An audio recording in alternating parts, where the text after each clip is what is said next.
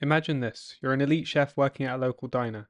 A top culinary institute offers you a dream position, but your diner owner says, hey, we found you, so you stay here. That was pretty much the NFL prior to free agency. Before 1993, players had little control over where they would play. So how did free agency used to work? How did it change the league? And was it actually a good thing? In the early days, NFL teams had a lot of control over players. If a player's contract ended, they could only negotiate with their current team. If no new deal was made, the team could renew the old contract, sometimes with a pay cut. Players couldn't talk to other teams unless they retired or their team traded them. A player's contract allowed the team to re-sign him every year to the same contract, which was known as the reserve rule clause. In 1947, a new rule allowed players to play for one more year without an automatic renewal. This meant teams couldn't keep renewing the contracts forever. In 1963, a player named R.T. Owens switched teams after playing his extra year, and that led to a rule called the reserve rule. The reserve rule said that if a player switched teams, the new team had to compensate the old team. If they couldn't agree, Commissioner Rozelle decided. This made teams hesitant to sign free agents, and only 34 players switched teams from 1963 to 1974. In 1976, players won a court case saying the reserve rule was unfair, but the new agreement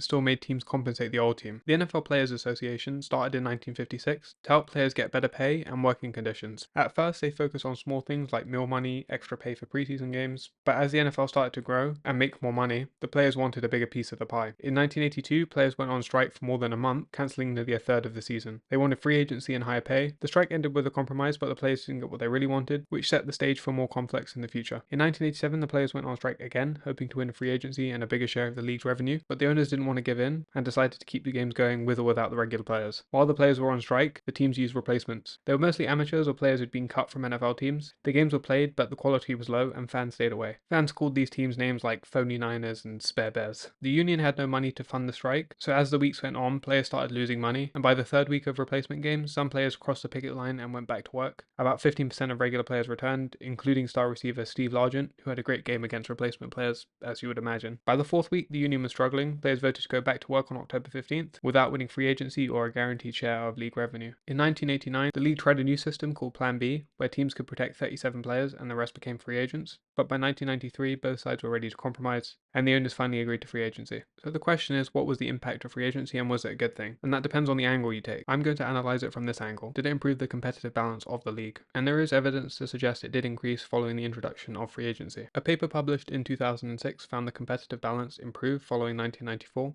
However, the results were not conclusive because they couldn't separate the statistical significance of free agency from other factors such as the salary cap. Another 2006 paper analyzed the impact of free agency and concluded competition improved with the introduction of free agency and the salary cap, using formulas and methodology I don't understand, but they did measure the competitive balance by concentration of wins for each year from 1970 up until 2000. They also made this comment in the paper. A casual inspection of Super Bowl participants suggests that the free agency and salary cap may have had an impact on competitive balance in the NFL. Since the introduction of free agency and the salary cap, 13 different teams have gone to the Super Bowl. During the 8 years before free agency and the salary cap, only 8 different teams reached a championship game. But let's actually fact check this because it's correlation, not causation. Can we attribute this to free agency? To answer this, I recorded the key players in each Super Bowl winning roster from 1994 to 2024 and tallied up how many were drafted and how many were free agents. Here are my findings. I included each team's quarterback, running back, best wide receiver, and the best defensive players. 22.6% were free agents, which is 31 players, and 77.4% were drafted, 106 players. Some of the notable drafted players, Brady, Ray Lewis, Aaron Rodgers, and some key free agent signings were Deion Sanders, Reggie White, and Drew Brees. So from the numbers, it's clear that building through the draft is the way to build a team for the long run. Even if you want to take the Rams as the most recent example of a team that went all in, it did cost them for some time, and even if you go all in and leverage your future, it's probably a low chance of success. It makes more sense financially to build via the draft. Draft picks have become increasingly more affordable and teams no longer have to sell the farm to pay a top 10 pick. That being said, while free agency can't be the primary method of building a championship team, it can be a vital building block. For example, Charles Woodson signed with the Packers in 2006 and they won a championship in 2010, and he was definitely a key part of that. Free agency has certainly changed the landscape of the league and how teams build, but it should be used to fill a specific need, not sell the farm for the best player available. Free agency also gave players more rights, it gave more stuff for media heads to talk about in the offseason, but to answer the question of if it improved parity, I say the answer seems to be yes, to an extent. Management and drafting are more important drivers to team success. Alright, thanks for watching.